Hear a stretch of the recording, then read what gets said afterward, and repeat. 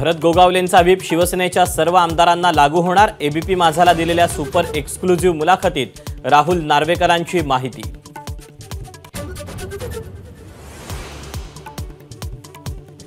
शिंदे गटाचा व्हीप ठाकरे गटाला लागू होणार नाही। माजी महाधिवक्ते आणि ज्येष्ठ कायदेतज्ञ डॉक्टर श्रीहरी अणे यांचं मत।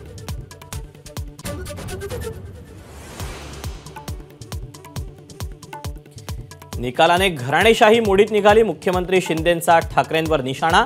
ठाकरेंना घराणेशाही म्हणता मग श्रीकांत तुमचा मुलगा नाही हे सिद्ध करा, राऊतांचा टोला।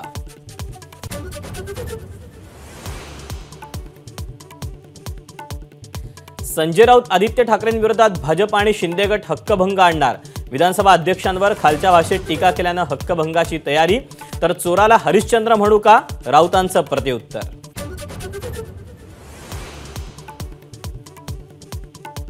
अयोध्येत झालेल्या आंदोलनाशी उद्धव ठाकरेंचा काहीही संबंध नाही। त्यांचं हिंदुत्व केवळ भाषणापुरतं, देवेंद्र फडणवीसांचा हल्लाबोल।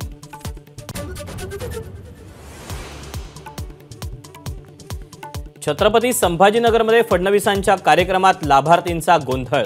फडणवीसांच्या आवाहनानंतरही आरोग्य किट घेण्यासाठी झुंबड।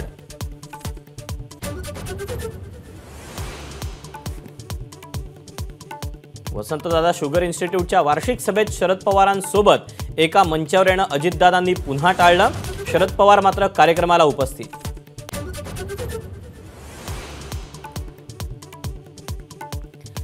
राज्यातील आरक्षण मर्यादा वाढवून 70% केली पाहिजे, उदयनराजेंची मागणी। तर मराठा आरक्षणाचं घोंगडं जास्त दिवस भिजवत ठेवू नका, उदयनराजेंचा सरकारला सल्ला।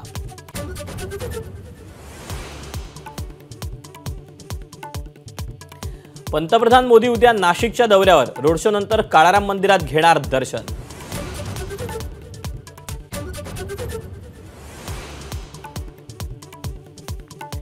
मुंबई नवी मुंबईतील विविध विकास कामांचं पंतप्रधान मोदींच्या हस्ते शुक्रवारी लोकार्पण। Mumbai trans harbour link, Digha railway station, Uran railway मार्गाचं करणार उद्घाटन।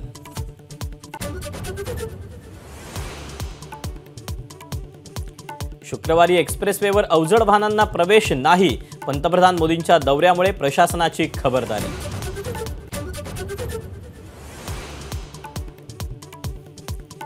मातोश्री बाहेर हनुमान चालीसा पठण प्रकरणी राणा दाम्पत्य कोर्टात गैरहजर। न्यायाधीशांकडून राणांच्या वकिलांची कानउघडणी। 19 जानेवारीपर्यंत हजर न झाल्यास जामीनपात्र वॉरंट जारी करणार, कोर्टाची तंबी। उजनी धरणातून 60 टीएमसी पाणी कालव्यात सोडणार। माधाच्या बातमीनंतर प्रशासनाला जाग। 10% पाणीसाठा शिल्लक राहिल्यानं उजनी कालवा सल्लागार समितीचा पाणी सोडण्याचा निर्णय।